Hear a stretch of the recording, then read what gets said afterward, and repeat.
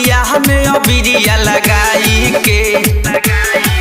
चोलिया रंगाई अब की भाई भतीजावा के माई के चोलिया रंगाई अब की भाई भतीजावा के माई के होली है होली है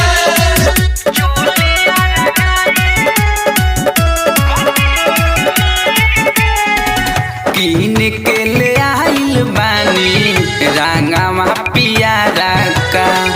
होलिया में बची नहीं भौजी के दिया रखा कीन के ले आइल बानी रंगावा पियारा का होलिया में बची नहीं भौजी के दिया रखा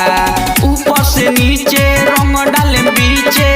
आज तोरा के भुइया सुताई के चोलिया रंगाई अब की भाई भतीजावा के माई के चोलिया रंगाई अब की भाई भतीजावा के माई के म्यूजिक बाय ऋषि राज। होली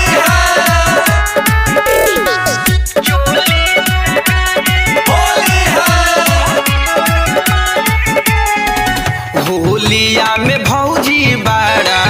करेलू तू ना खाड़ा भैया के हिस्सा में लगाई द तू बाखारा होलिया में भौजी बाड़ा करेलू तू ना खाड़ा भैया के हिस्सा में लगाई द तू बाखारा सब लोग कहे हको करहे बानी परेशान बात सोची के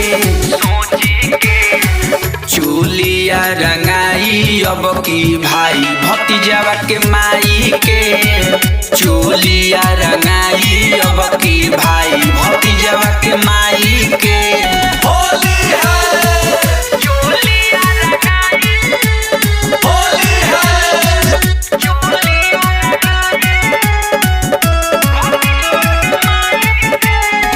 साजन सुमित सैया लगे नाही सटे राइटर सहल सदेवरा डाले गोते गोते साजन सुमित सैया लगे नाही सटे सहल पंडित देवरा डाले गोते गोते निखिल बाबा मनीष बाबा रंग उहो लगई है भौजाई के चोलिया रंगाई अब की भाई भतीजावा के माई के चोलिया रंगाई अब की भाई भतीजावा के माई के होली